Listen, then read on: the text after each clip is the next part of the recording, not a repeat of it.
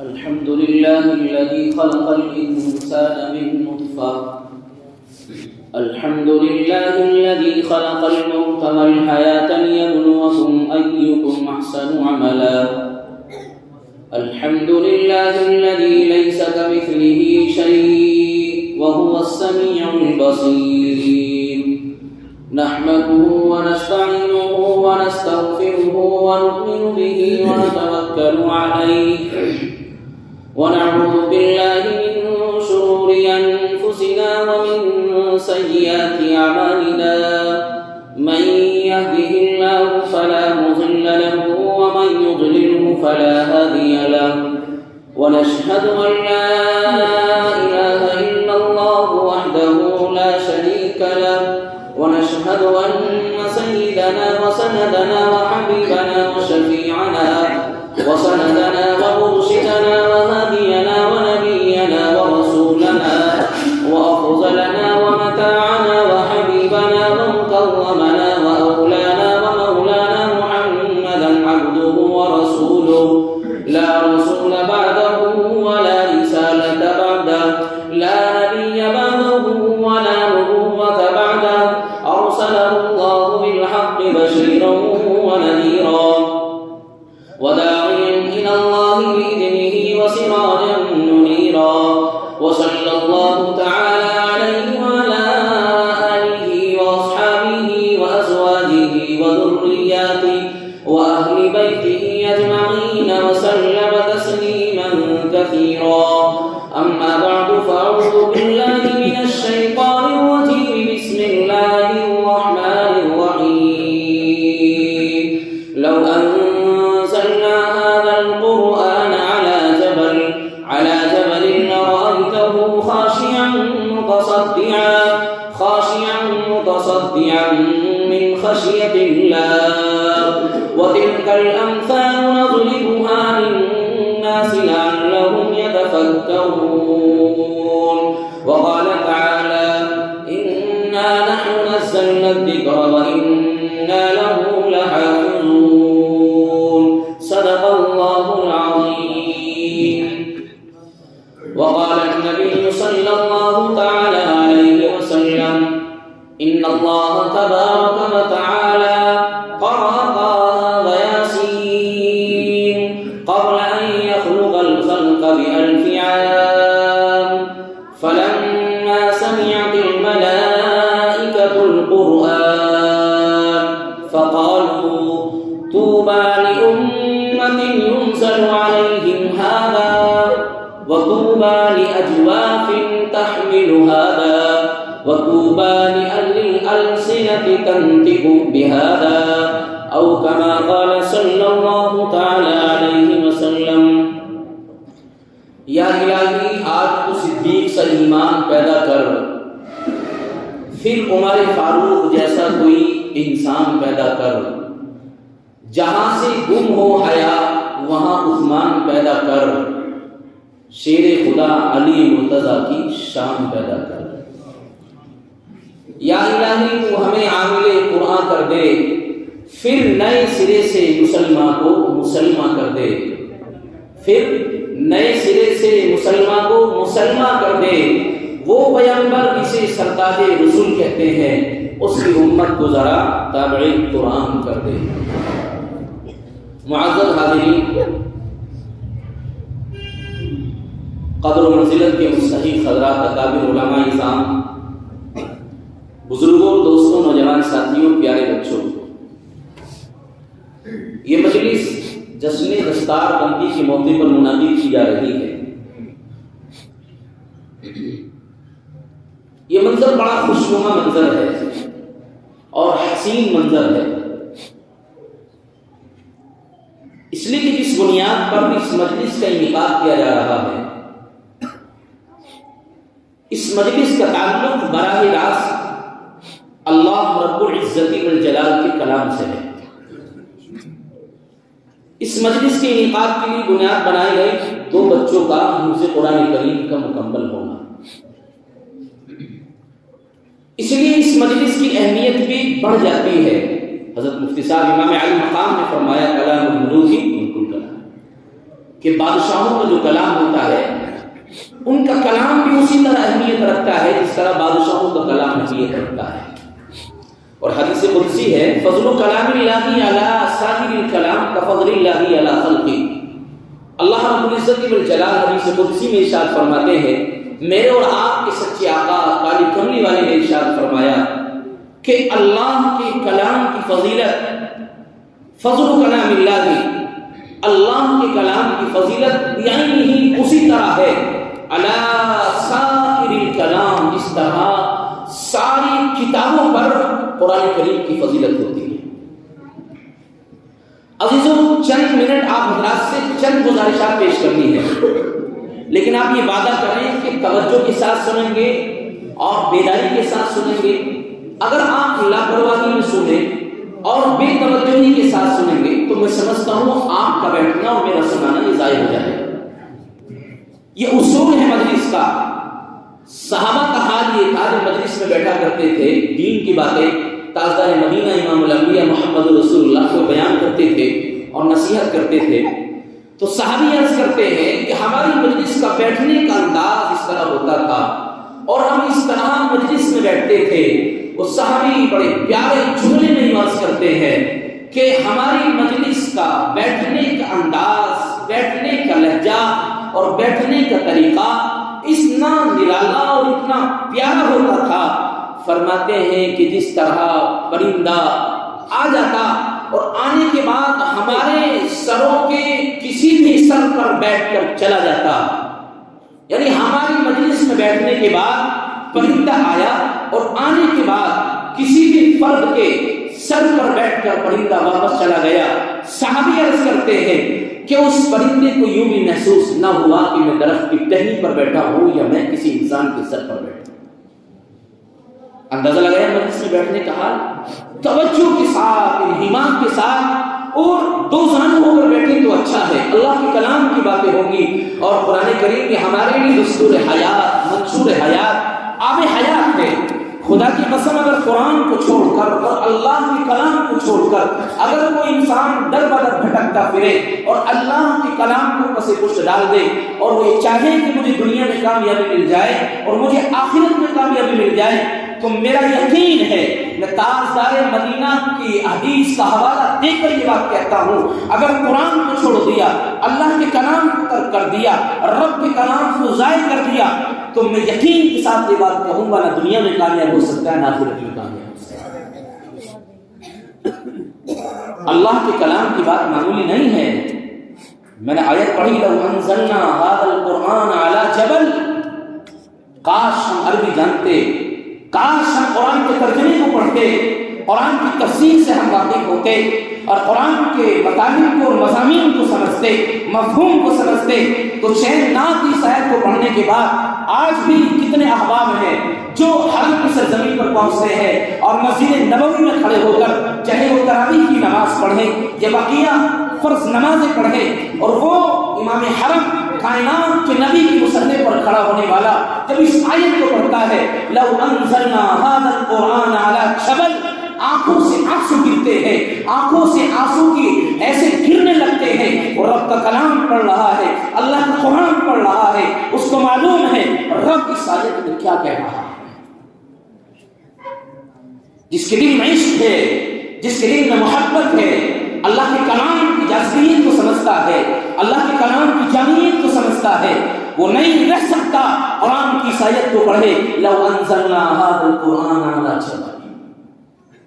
اسی آیت کو میں نے خطبے میں پڑھا ہے مجلسوں کے قرآن کریم کی نسبت پر ہے تو میں ضروری سمجھتا ہوں کہ قرآن کی متعلق گفتگو ہونی چاہیے تاکہ ہم سمجھیں اللہ کے کلام کی اہمیت کو اور قرآن کریم کی فضیلت کو سمجھیں. جو آج ہم نے اللہ کے کلام کے ساتھ رویہ اختیار کر رکھا ہے کہ ہمارے دلوں میں بس یہ تصور ہے اللہ کا کلام ہے بے وضو نہیں چھوا جا سکتا اللہ کا کلام ہے بغیر پاکی کے نہیں چھوا جا سکتا اللہ کا کلام ہے ایک معصوم بچہ اپنے ناپاک ہاتھ نہیں لگا سکتا، ایک بالغ بچہ بغیر غسل کے نہیں چھو سکتا، اس کو قرآن کو جزدان میں سمیٹا، قرآن کو جزدان میں رکھا اور جزدان بہترین کپڑے کا سیا اور قرآن کو بند کر دیا، اور اس کے بعد ہمارا تمہارا تصور گھر میں اونچی جگہ پر رکھا، تاج میں رکھا اور اونچی جگہ پر رکھ دیا۔ اب ایک بچہ ہاتھ نہیں لگائے گا، ایک ناپاک بچہ اس قرآن پر ہاتھ نہیں لگائے گا، بے وضو ہاتھ نہیں لگائے گا۔ یہ اہمیت ہم نے سمجھی ہے، بس اس اہمیت کو ہم نے یہیں تک سمجھا ہے، اس کے وقار کو ہم نے یہیں تک جانا ہے۔ خدا کی قسم اگر یہ مسلمان اس سے آگے بڑھ کر اللہ کے کلام کو سمجھتا، اللہ کے کلام کی اہمیت کو سمجھتا، رب کے کلام کی جامعیت کو سمجھتا کہ اس کا مقام فقط اتنا نہیں ہے کہ آپ تاقوں میں رکھو، تاقوں میں سجاؤ اور تاقوں میں رکھنے کے بعد بس یہ مقام نہیں کہ بوضو ہاتھ نہ لگایا جائے، بغیر غسل کے ہاتھ نہ لگایا جائے، نہیں، اس سے بڑھ کر مقام یہ ہے جس کو قرآن کہتا ہے وَلَوْ أَنَّ قُرْآنًا سُيِّرَتْ بِهِ الْجِبَالُ أَوْ قُطِّعَتْ بِهِ الْأَرْضُ أَوْ كُلِّمَ بِهِ الْمَوْتَىٰ بَل لِّلَّهِ الْأَمْرُ جَمِيعًا۔ کفار مکہ، میں بتا رہا ہوں قرآن کی اہمیت، اور ہم اس سے بڑھ کر مقام کو سمجھتے۔ یہ تو ایمان ہے ہمارا اور تمہارا کہ ہم اللہ کے کلام کو ہم بے وضوحات نہیں لگا سکتے۔ قرآن کے گواہی دیتا ہے لا يمسه الا المطهرون، مت چھوڑو۔ اولیاء کے نزدیک اور جو خانقاہی لائن سے تعلق رکھتے ہیں ان کے نزدیک اس آیت کا ترجمہ جس کے دل میں گناہ ہے وہ قرآن کو نہ چھوڑے۔ جس کے دل میں قرآن نہیں ہے اور جس کے دل میں گانوں کی محبت، جس کے دل میں ڈراموں کی محبت، جس کے دل میں کرکٹ کی محبت، جس کے دل میں فلم اسٹوری کی محبت، ہیرو کی محبت اور دنیا میں قرآن کے مگر سب کی محبت ہے، اولیاء کہتے ہیں تیرے دل میں اگر غیر کی محبت ہے، رب کو چھوڑ کر دوسروں کی محبت تیرے دل میں ہے، کسی غیر محرم کی محبت لیے بیٹھا ہے، کسی نوجوان عاشقہ پر فریفتہ ہوا بیٹھا ہے اور غیر محرم پر نظر ڈالتا ہے، رات کو کانوں میں نیند لگا کر گانا سنتا ہے، دل دادا ہو گیا گانوں کا، ایسے افراد کے لیے اولیاء کہتے ہیں او بندے تجھے اجازت نہیں ہے کہ تو اللہ کے کلام کو چھوئے۔ ضروری ہے کہ اپنے دل سے غیر کی محبت نکال، غیر محرم کی محبت کو نکال کر پھینک، جامعیت کو سمجھ، اہمیت کو سمجھ، جاذبیت کو سمجھ، قرآن کو اب وضو کر اور پاک پانی کا استعمال کر اور رب کا قرآن پڑھ اور قرآن سے محبت کر۔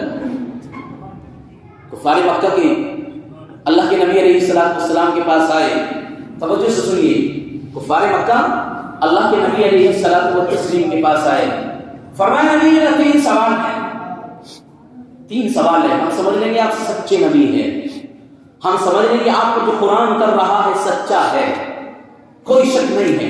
تین سوال قرآن نے اس کو بیان کیا ہے۔ وَلَوْ أَنَّ قُرْآنًا سُيِّرَتْ بِهِ الْجِبَالُ، پہلا سوال، نبی ہم یہ چاہتے ہیں اس قرآن کو پہاڑوں پر رکھ دو، یہ پہاڑ اپنی جگہ سے ہل جائے، یہ پہاڑ اپنی جگہ سے ہل جائے، چل دیں، زمین تنگ ہے مکے کی، کشادہ ہو جائے، زمین میں فاصلہ ہو جائے، اسپیس بڑھ جائے، قرآن کو رکھیے پہاڑ پر۔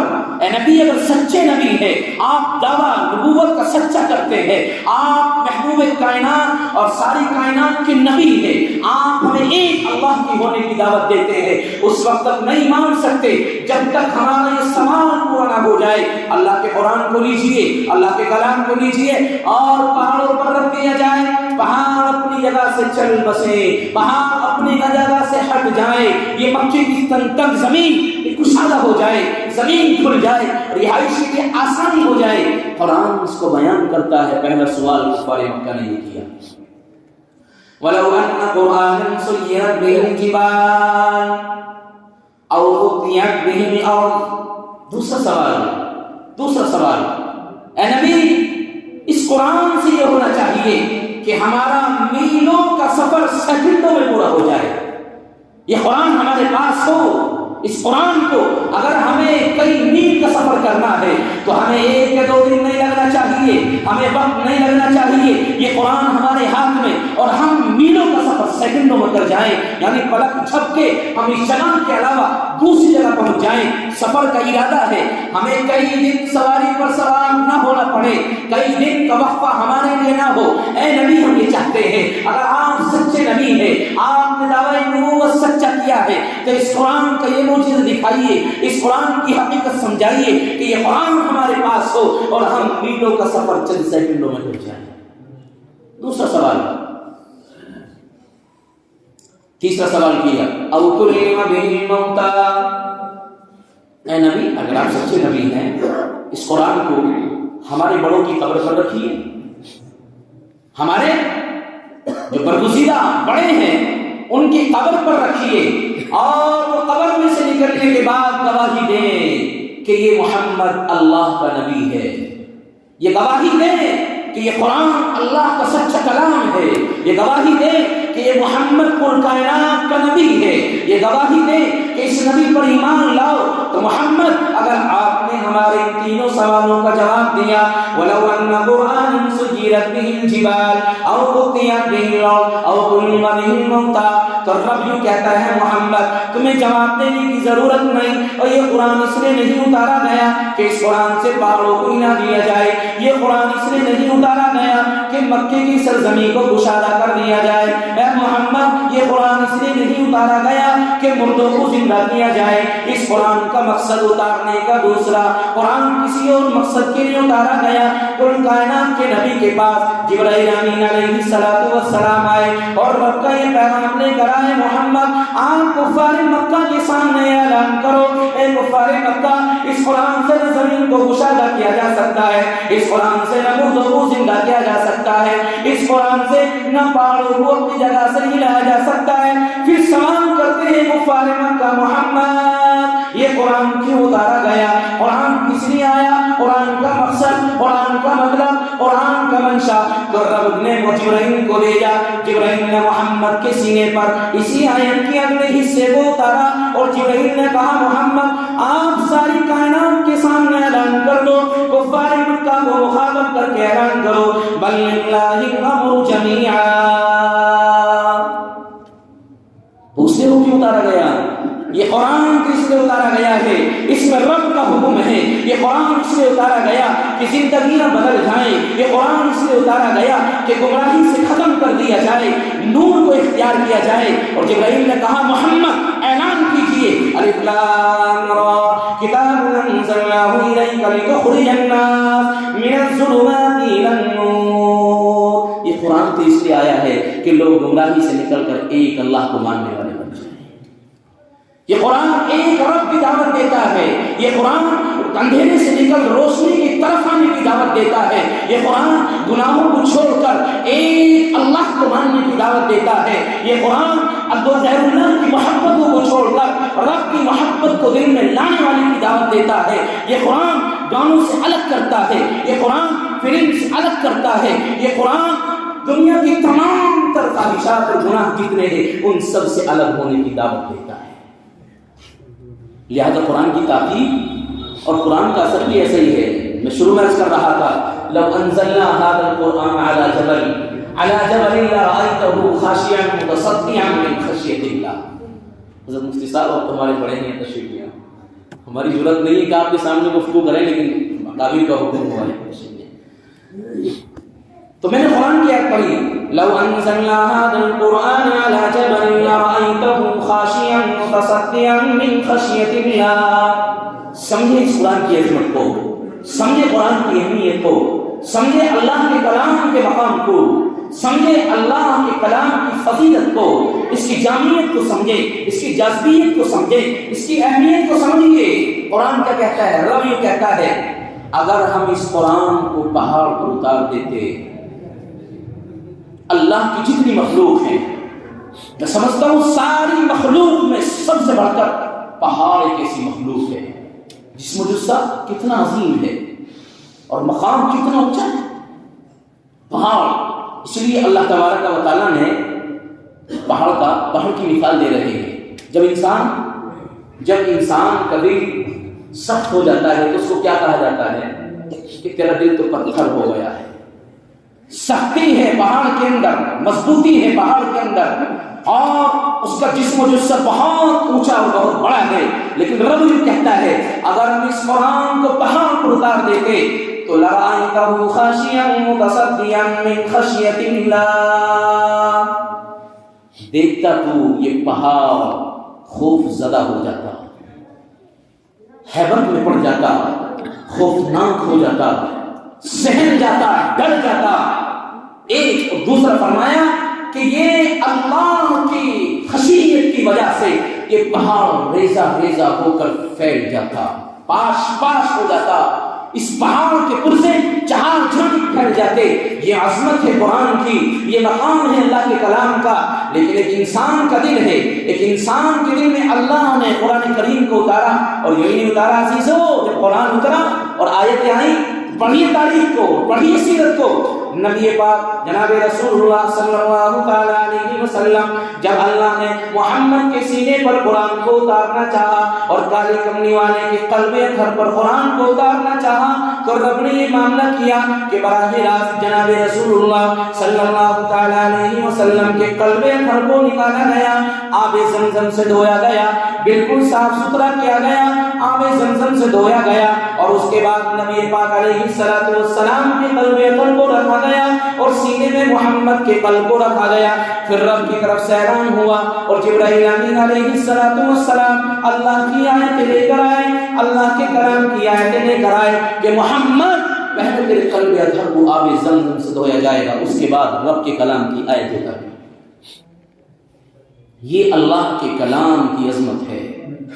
لیکن ایک آج اور ہم ہیں، مہینے گزر جاتے ہیں، اللہ کے کلام کو پڑھے سال گزر جاتے ہیں۔ میں عرض کر رہا تھا ہم نے بس یہ مقام سمجھا ہے کہ قرآن کو جزدان میں بند کیا جائے اور اپنے گھر میں اونچی جگہ پر رکھ دیا جائے، بچے کا ہاتھ نہ جائے، غلط کوئی ہاتھ نہ لگائے، اور بس اسی مقام کو سمجھا ہے۔ خدا کی قسم کوئی شک نہیں ہے، یہ مقام ہے اللہ کے کلام کا کہ بے وضو ہاتھ نہیں لگایا جا سکتا، بغیر غسل کے آدمی اگر ناپاک ہے ہاتھ نہیں لگا سکتا۔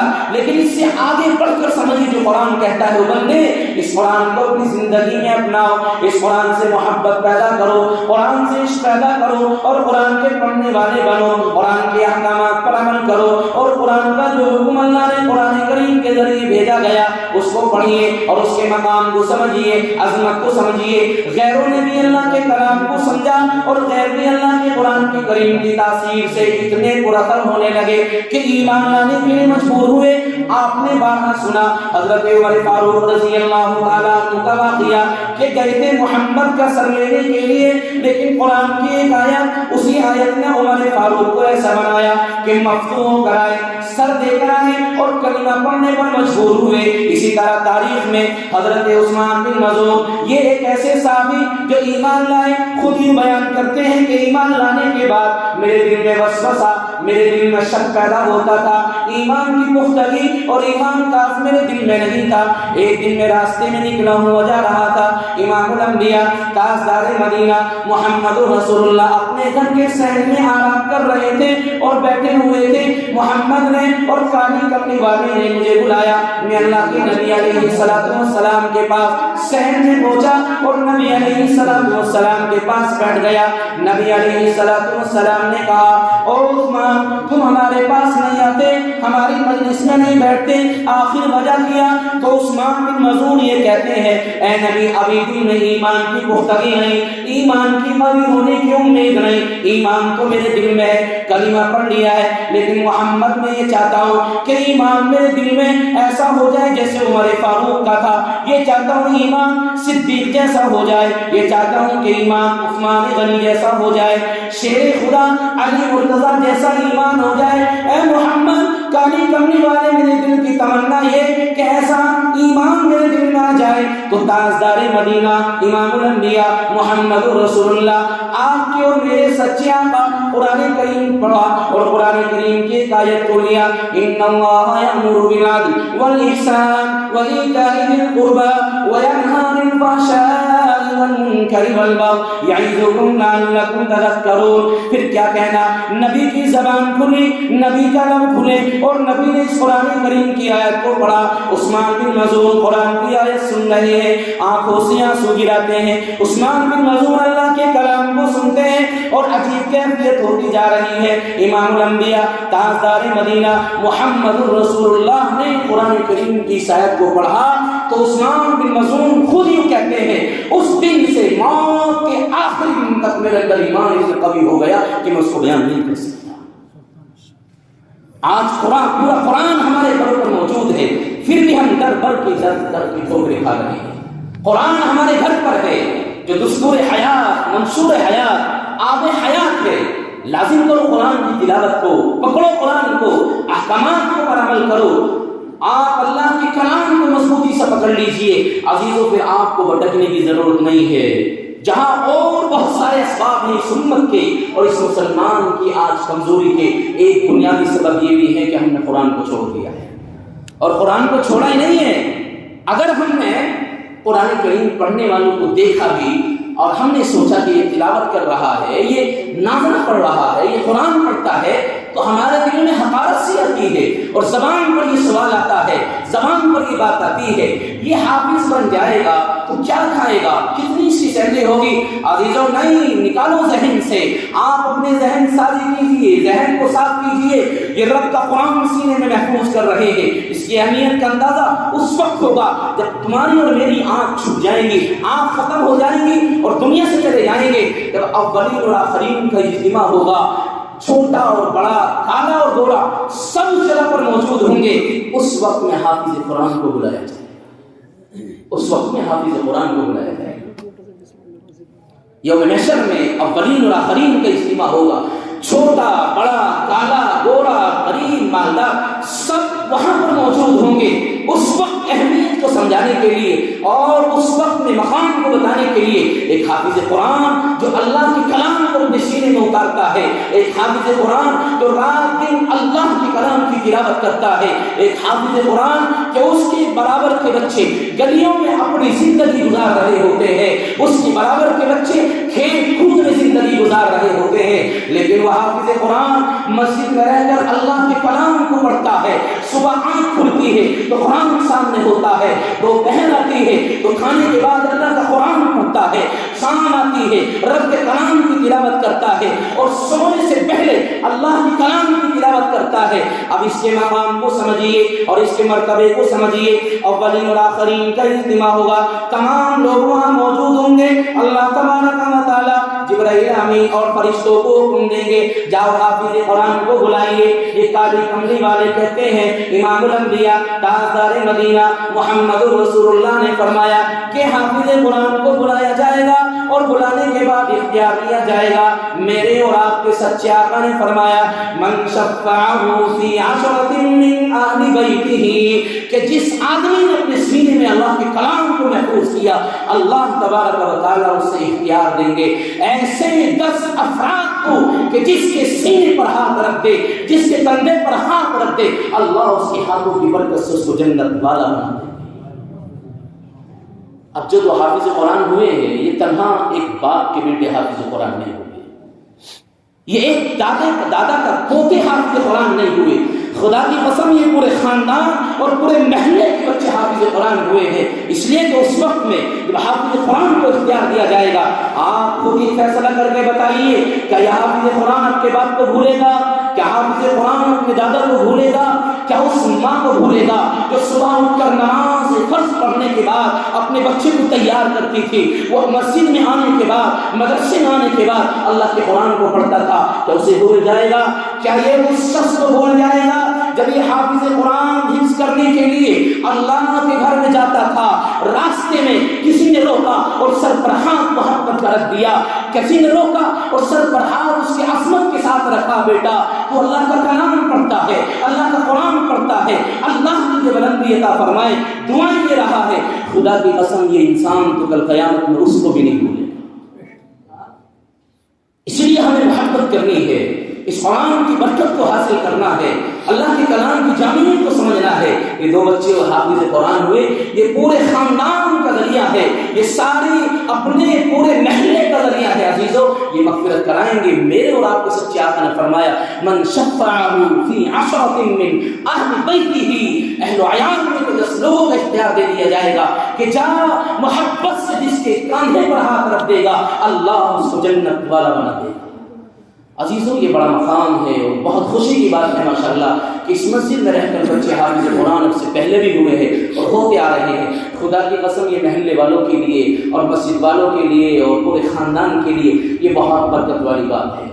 یہ کوئی معمولی بات نہیں ہے کہ مسجد میں رہ کر بچہ حافظ قرآن ہو رہا ہے. مدرسے میں رات میں بچوں کو پڑھایا جاتا ہے، سکھایا جاتا ہے اور اساتذہ محنت کرتے رہتے ہیں، لیکن ایک امام اور ایک نائب امام اپنی مسجد کی ذمہ داری کے باوجود، اپنی مصروفیات کے باوجود اور اپنے سارے وقت کو دیکھنے کے بعد پھر بھی وہ بچوں پر محنت کر کر اور مکتب کی شکل میں آپ کو حافظ قرآن بنا کر دے رہا ہے. یہ اس کی بات، اس کی محنت، اس کی کوشش، اس کی جد و جہد، اس کی جفاکشی خدا کی قسم سلام کرنے کے قابل ہے. عظمتوں کو سلام ہونا چاہیے کہ انہوں نے محنت کری اور اللہ کے گھر میں بچوں کو حافظ قرآن بنایا اور آپ کے ہاتھ میں دے دیے. یہ قرآن کو سینے میں اتارنے کے لیے کس قدر محنت کری ہوگی، ان بچوں نے کتنی محنت، اساتذہ نے کتنی محنت کری ہوگی، اندازہ نہیں لگا سکتے.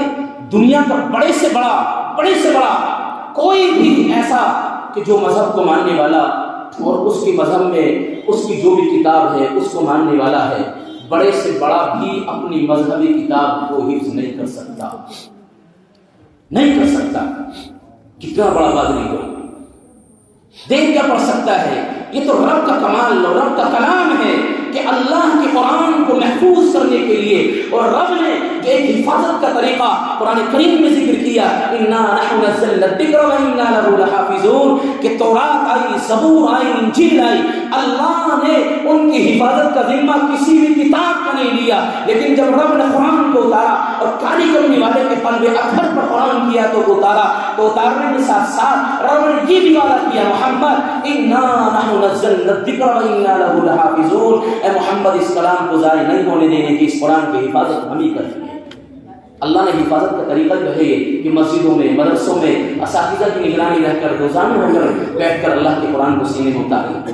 اتنی رحیم اور جسیم، اتنی موٹی کتاب، ایک معصوم سا بچہ جس کی زندگی کھیلنے کے قابل تھی، ایک معصوم سا بچہ جو گلیوں میں رہ کر اپنے ساتھیوں کے ساتھ زندگی گزارتا، وہ معصوم بچہ جو اپنی ماں کی گود میں بیٹھ کر محبت کے ساتھ بیٹھا رہتا، ایک معصوم بچہ جو اپنے باپ کے پیار کا مستحق اور گھر میں رہ کر باپ کے اشاروں پر کام کرتا ہوتا. وہ معصوم بچے اپنی ماں کو چھوڑتے ہیں، اپنے باپ کو چھوڑتے ہیں، اپنی بہن اور بھائیوں کو چھوڑتے ہیں اور خاندان کے ان بچوں کو چھوڑتے ہیں جو گلیوں میں وقت گزارتے ہیں، رات میں گلیوں میں گپ شپ کرتے ہیں. ان سب سے الگ ہو کر یہ معصوم سے بچے اللہ کے قرآن کو پڑھتے ہوئے نظر آتے ہیں. کیا اللہ ان کی برکت سے مغفرت نہیں فرمائے؟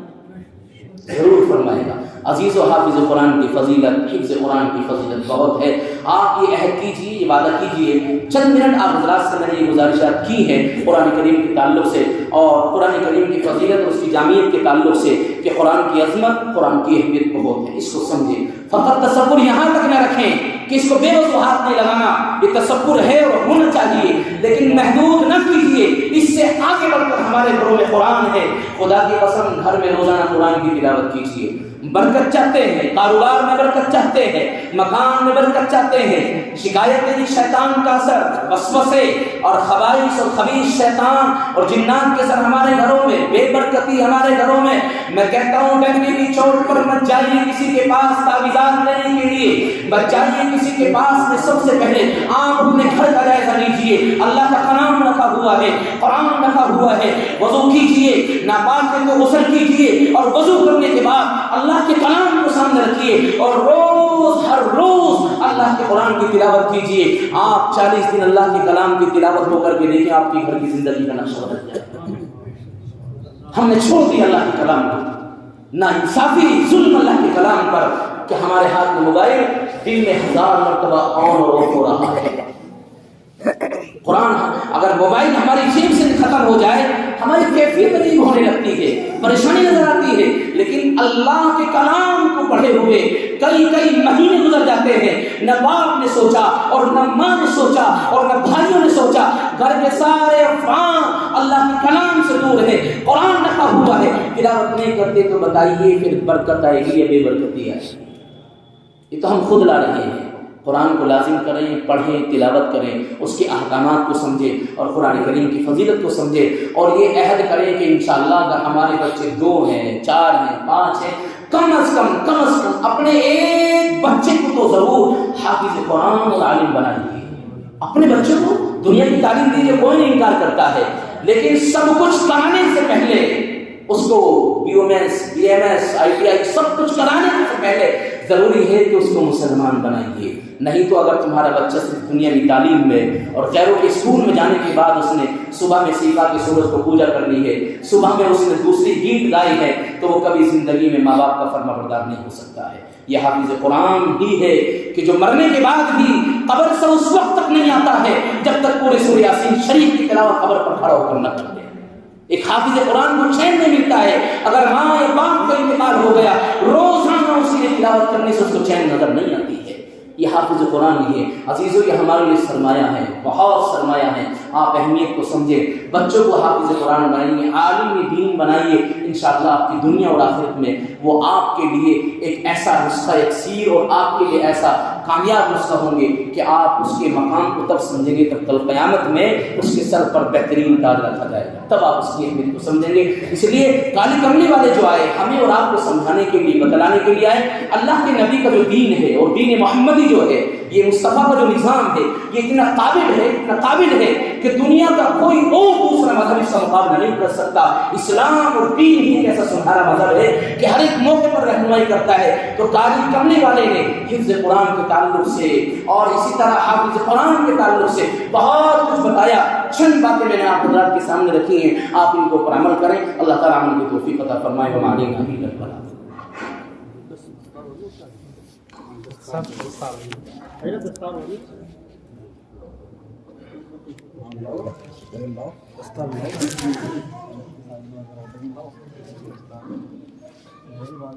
جو بچے حافظ بنے ہیں وہ آگے محمد سمیر اور محمد انس۔